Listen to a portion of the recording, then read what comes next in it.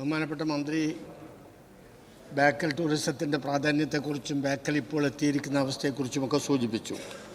ഈ ആജാനൂർ പഞ്ചായത്തിലെ ബേക്കൽ ടൂറിസത്തിൻ്റെ ഭാഗമായി തന്നെ 13 ഏക്കറിലധികം സ്ഥലം വർഷങ്ങൾക്ക് മുമ്പ് എടുത്തതാണ്.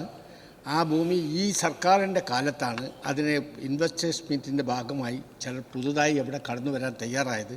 അവർ സംരംഭങ്ങൾ ആരംഭിക്കുമെന്ന് പറഞ്ഞെങ്കിലും വർഷം ഒന്നിലധികം കഴിഞ്ഞിട്ടും ഒന്നും ആരംഭിച്ചിട്ടില്ല. അത് സംബന്ധിച്ച് എന്തെങ്കിലുമൊക്കെ നടപടി സ്വീകരിക്കും. അതുമായി ബന്ധപ്പെട്ട ചർച്ച തുടർന്ന് പോവുകയാണ്. അവർ വലിയൊരു നിലയിലുള്ള വാഗ്ദാനം നൽകി അതിൻ്റെ കാര്യമായിട്ട് പോയിട്ടുണ്ട്. അപ്പോൾ ചില ചെറിയ വിഷയങ്ങളുണ്ട്, അത് പരിഹരിച്ച് മുന്നോട്ട് പോകാൻ തന്നെ സാധിക്കുമെന്നുള്ളതാണ് പൊതുവേ കാണാനുള്ള. ബേക്കൽ ഫെസ്റ്റിൻ്റെ കാര്യവും നമ്മൾ എടുത്തു പറയേണ്ടതാണ്. അവിടെ വന്നിട്ടുള്ള മാറ്റം കൂടിയാണ് ബേക്കൽ ഫെസ്റ്റും. അതുപോലെ ഈ പൊതുവേ BRDCയുടെ പ്രവർത്തനവും വളരെ നല്ല നിലയിലാണ്. BRDC അതിൻ്റെ പ്രവർത്തനം BRDCയുടെ MDയുടെ നേതൃത്വത്തിൽ ഇപ്പോൾ നടത്തി വരുന്നത്. ബഹുമാനപ്പെട്ട MLAയും ആ ബേക്കലുമായി ബന്ധപ്പെട്ട മറ്റു മണ്ഡലങ്ങളിലുള്ളവരൊക്കെ തന്നെ MLAമാരൊക്കെ തന്നെ യോജിച്ചുകൊണ്ട് മുന്നോട്ട് പോയാൽ നമുക്ക് കൂടുതൽ ഒരു പ്രധാന ടൂറിസ്റ്റ് കേന്ദ്രമായി, കേരളത്തിലെ ഏറ്റവും പ്രധാനപ്പെട്ട ടൂറിസ്റ്റ് കേന്ദ്രങ്ങളിലൊന്നായി മാറിയ ബേക്കലിനെ ഇനിയും നമുക്ക് വികസിപ്പിക്കാനാവും.